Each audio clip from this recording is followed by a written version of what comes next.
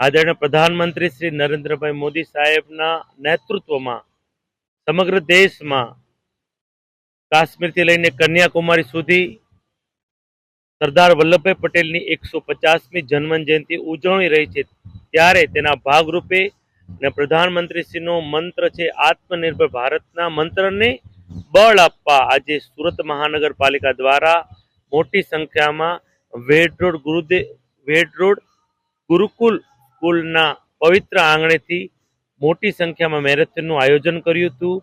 તેનો ઉદ્દેશ એ જ છે કે સમગ્ર સુરતીઓ આપણે પ્રધાનમંત્રીશ્રીનો જે આત્મનિર્ભરનો જે મંત્ર છે તેને સિદ્ધ કરવા, તેને બળ આપવા આપણે સૌ દેશ માટે એક કદમ ચાલીએ અને સ્વદેશી અપનાવીએ।